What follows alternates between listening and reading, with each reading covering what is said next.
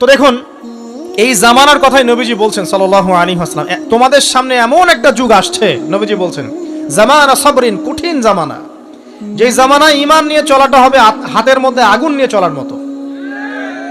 তো নবীজি বলছেন ওই সময়ে সাহাবী জিজ্ঞাসা করছেন, ইয়া রাসূলুল্লাহ, আমি ওই সময় কি করব? ওই সময় আমি কি করব? আমাকে কি পরামর্শ দিচ্ছেন? নবী সাল্লাল্লাহু আলাইহি ওয়াসাল্লাম বলছেন, হে আমর ইবনে আস, তুমি ওই সময় বাড়িতে অবস্থান করো, বাসায় থাকো, বিনা প্রয়োজনে বাড়ির বাইরে এসো না। ওই সময় তুমি নিজের পাপের জন্য আল্লাহর কাছে ক্রন্দন করতে থাকো, বিনা প্রয়োজনে বাড়ির থেকে বের হয়েও না। আর মানুষের সাথে এত বেশি মেলামেশা করো না, নিজে তোমার আমল, তোমার গুনাহ নিয়ে ব্যস্ত থাকো, তোমার পাপের জন্য আল্লাহর কাছে কান্নাকাটি করো, ইনশাআল্লাহ তুমি নাজাত পেয়ে যাবে। এটা একটা অপশন, মানে ফিতনাময় পরিবেশে আপনি কিভাবে বাঁচবেন, এটা একটা অপশন।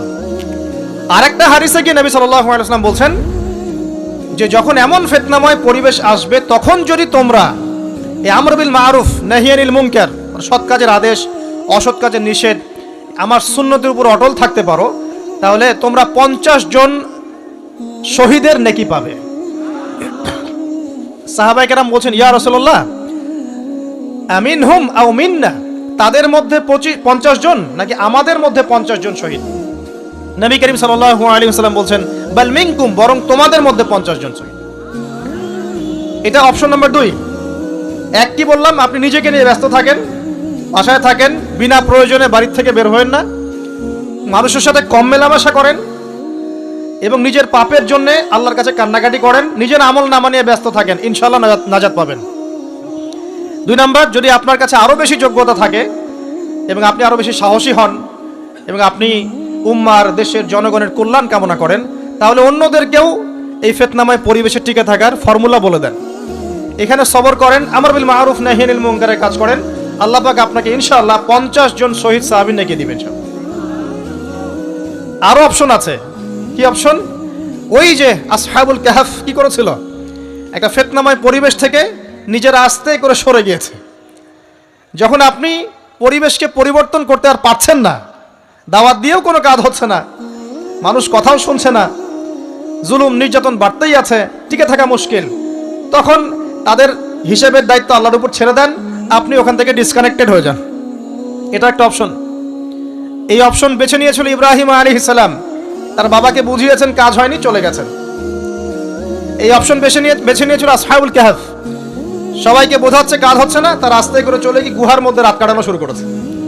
এমনও হাদিস পড়েছি আমি যে ফিতনাময় পরিবেশে সবচেয়ে সৌভাগ্যবান হবে ওই শ্রেণীর মানুষ যারা দেখা যাবে যে পাহাড়ি কোনো এলাকায় বা দূরবর্তী কোনো জায়গায় বসবাস করছে, যেখানে বৃষ্টিপাত হয়, গরু, ছাগল, মেষ, বকরি এগুলো নিয়ে ওখানে চড়ায়, যখন আজানের সময় হয়, নামাজের ওয়াক্ত হয়, আজান দেয়, নামাজ পড়ে, দুনিয়ার ফিতনা থেকে এরা দূরে আছে, এরা সফল।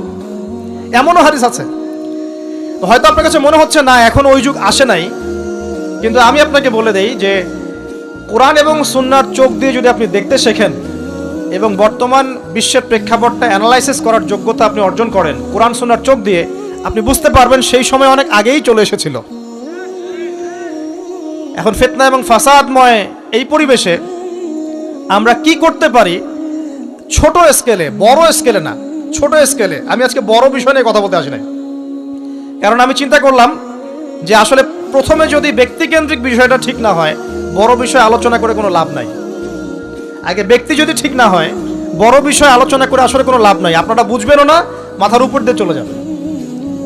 এখন গ্লোবাল অ্যাফেয়ার্স নিয়ে কথা বলে খুব একটা ফায়দা নাই আপনাদের। এখন ইকোনমিক পুরো এই সুদভিত্তিক সিস্টেম আপনি চেঞ্জ করতে পারবেন না, এবং পুরো যে তাগুতি ব্যবস্থা আপনি চেঞ্জ করতে পারবেন না। আপনি কি করতে পারবেন? আপনি নিজেকে পরিবর্তন করতে পারবেন, আপনার পরিবারকে পরিবর্তন করতে পারবেন। এতটুকু আপনার পক্ষে এখন পর্যন্ত সহজ, ঠিক না? ঠিক কথা। এটা আপনি এখন করতে পারবেন। তো এটার ফর্মুলা কি? ফর্মুলা ঘাটতে গিয়ে আল্লাহ পাক আমার মাথার মধ্যে একটা হাদিস নিয়ে এসে দিলেন। কারণ আমি বিশ্বাস করি যে আপনারা বলছেন মৌলানা, আল্লামা, আমি আসলে এমন কিছু নই, এই কথাগুলো আসলে আমার সাথে যায় না। আমি নিতান্তই একজন ছোট মানুষ এবং তালেবে ইলম, জ্ঞানের পথের পথযাত্রী, আর আমি তালেবে ইলম হয়ে থাকতে চাই।